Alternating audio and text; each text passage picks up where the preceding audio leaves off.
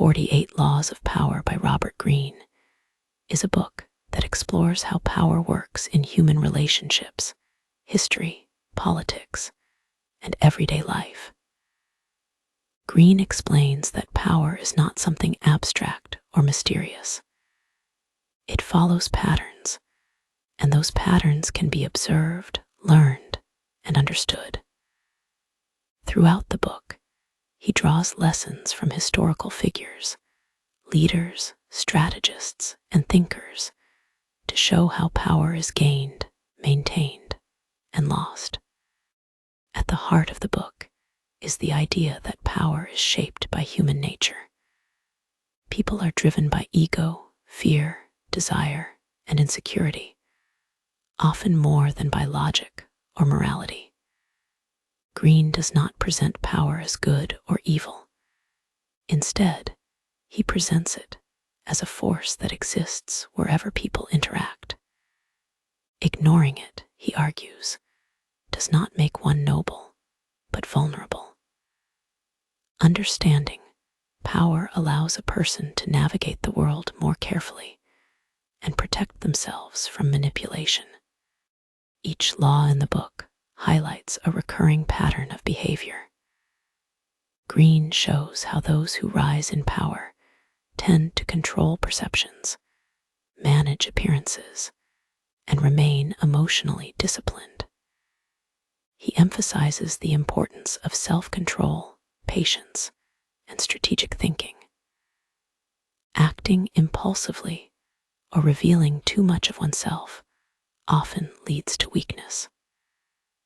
Power favors those who can observe quietly, wait for the right moment, and act with intention. A recurring theme in the book is the importance of reputation. Greene explains that reputation is a form of power on its own. Once established, it shapes how others treat you before you even speak.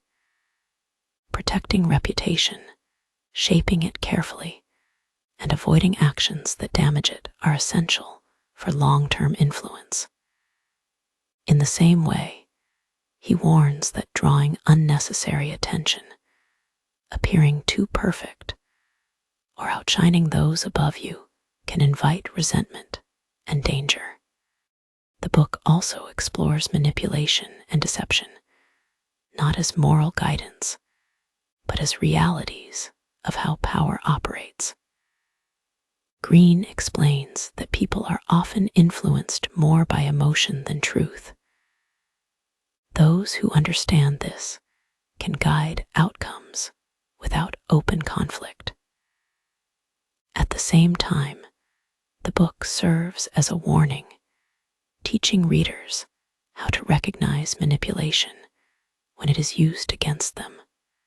Another key idea is adaptability. Power does not belong to those who cling rigidly to one approach. It belongs to those who can read situations, understand people, and adjust their behavior accordingly. Greene emphasizes learning from both victories and failures and remaining flexible as circumstances change. As the book progresses, it becomes clear that the 48 Laws of Power is less about domination and more about awareness. Greene repeatedly reminds readers that knowledge of power is a form of defense. By understanding how power games are played, one can avoid being controlled, exploited, or blindsided. The book concludes with a broader reflection on power and mastery. Greene suggests that true strength comes not from controlling others, but from controlling oneself. Emotional discipline, self-knowledge, and patience form the foundation of lasting influence. Power, when understood clearly, becomes something that can be handled with caution rather than fear. The 48 Laws of Power ultimately presents a realistic view of human behavior. It asks the listener not to judge the world as it should be, but to understand it as it is.